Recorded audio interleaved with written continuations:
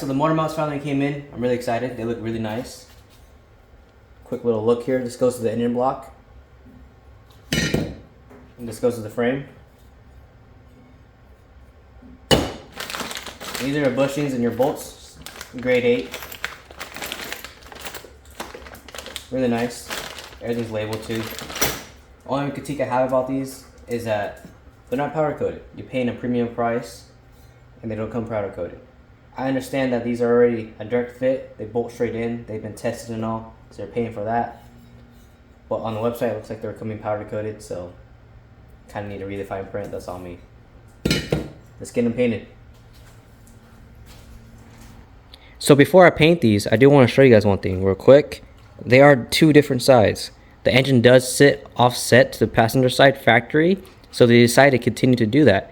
So the reason I did this, so it clears the factory gearbox. Pretty cool engineering wise. They did a pretty good job on them. So I'm in my special paint booth here, as you can tell. It's gonna be a perfect paint job. I'm putting a lot of effort into it. No, not really. So I got a tack cloth here, just cleaning everything off, trying to get rid of some fingerprints, so it's not too bad. I did go with some blue here. It's the same blue I actually used for my engine block on the original 352. So kind of pay homage to it at least somehow.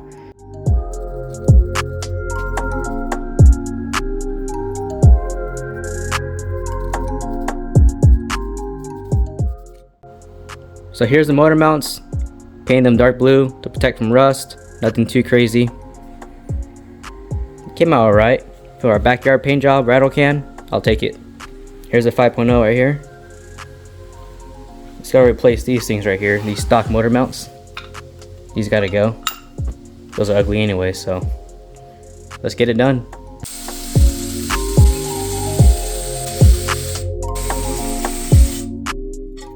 So I just want to compare the two from OEM to aftermarket here. Honestly, the aftermarket ones are a lot heavier than the OEM ones. That's the only downside, but it's not a race truck. So I'm going to go ahead and prep the motor mounts now. I used some oil so the bushings slide in a little easier. Also had to use a mallet to push in that metal pin to go in. And other than that, it's pretty self-explanatory.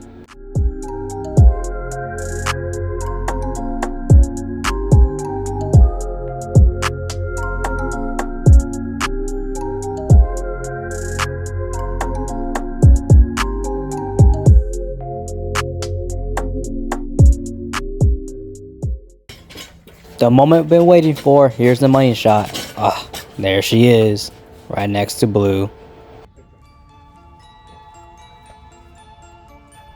So how I get the pallet out from underneath the Coyote, I had to start cutting these straps here. We were a little worried that it was going to kind of wiggle off and fall, but it was actually pretty sturdy on there. So the next thing that was in the way were these stock manifolds or headers, so I had to slowly take them off one by one, each bolt. Unfortunately, they were actually pretty well torqued on there, so this little ratchet didn't cut it for very long. I started to struggle. Then came out the big old breaker bar. That got it done. Then once I got them all loose, it was time to zip them off.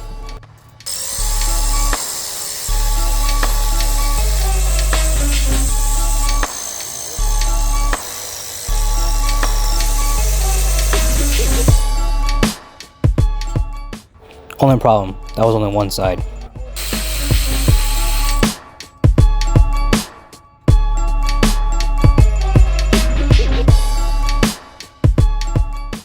I never do this on the Coyote, but these little covers just pop right off. It was pretty satisfying.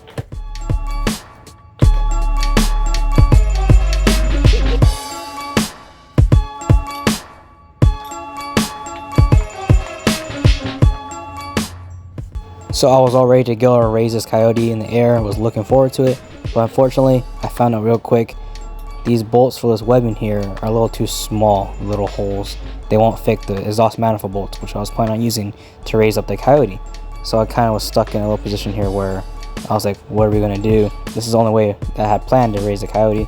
So we had to make a little plate that we had, some metal scraps sitting around, that basically the hole is big enough for a bolt to go through for the webbing part and the bolt to go through to fit the exhaust manifold. So after we got that done, it was time to raise it.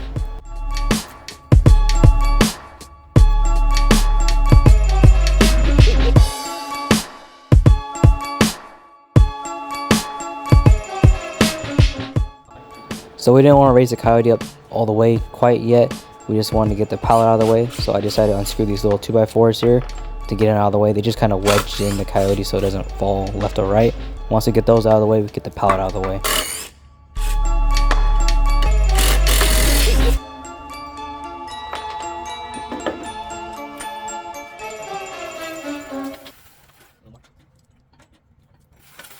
Now we're in business now that pallet's out of the way. So the reason why we're lowering it back down to the floor here is because we wanted to put the motor mounts on. We don't want to put the full weight of the engine onto the oil pan here, so we kept some tension on the cherry picker. So let's get those motor mounts on.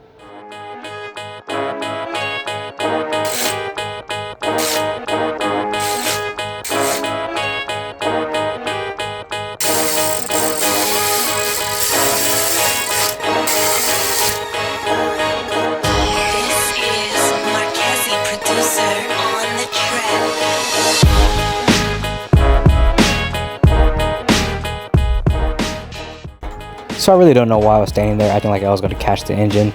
Realistically, I was there just to make it not sway back and forth, but my dad was doing most of the work here. It's kind of funny.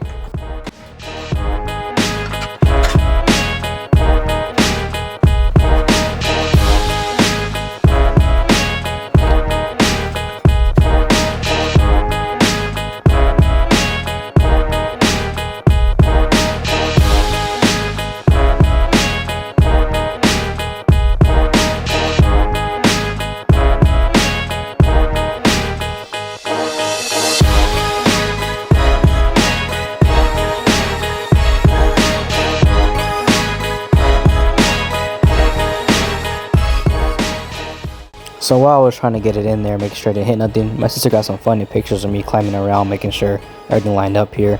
Here it is lined up here on the bottom. Just kind of mocking things up, seeing where she sits. Also, she honestly looks really good in here. I just hope everything else fits in here. So I'm having a lot of problems with these motor mounts. They're really for a 67, but I was told they could work on a 65. They've done it before, but there's really no instructions on it, so I'm kind of in the dark here. On the 67, there's an oval here and a couple other identification points where to drill the holes and mount it in. For mine, I don't have any of that. And also on the back end, it wasn't so far back. It usually is in the middle of this bar here. So I'm trying to figure out where exactly I'm supposed to mount to here. So I'm already getting pretty close because I still have to put all the hoses and the air cleaner and stuff like that there. But so what I'm going to do next is I'm going to go ahead and mount the transmission to the engine, just kind of mock it up and kind of figure out where exactly how far forward I need to get it, how far back I can get it, and just go from there because there's no instructions here to help. It's kind of just winging it. So as we were trying to mount up the transmission here, I realized this was a manual engine. So this means it has a flywheel, not a flex plate, which means the transmission cannot be bolted to the engine. This was a big waste of time.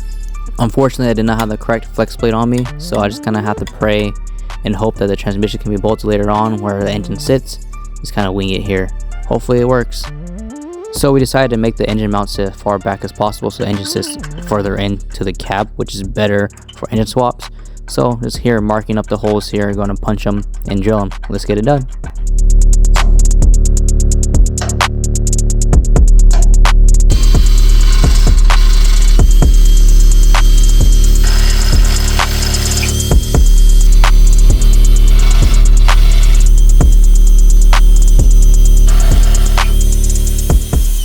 After all the holes were drilled, it was time to bolt it in, and hopefully the engine still fits in here. I don't know, we're just kind of just eyeballing things here now.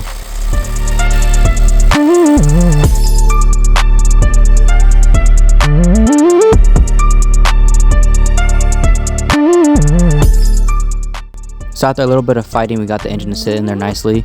The big fight was just to get those bolts to go through those bushings here and line them up on both sides. But once we got that in, she was looking pretty. So here's the Coyote in the F100. Overall, I'm really excited on where it's placed and how everything's kind of lining up. The oil pan cleared, no issues there. It's actually a better drain location than factory, which is kind of funny. And also the oil filter's right there, clears, no issues.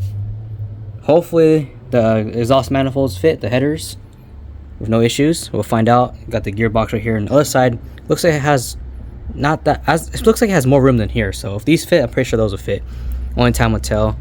Gotta get some custom radiator hoses, pretty sure right here, up and then down, and also the air filter. I'm gonna have to come over here and probably sit over here somewhere. Not too sure where yet, but obviously everything's got to be custom. It's not factory, but for what it is, I'm really happy with it.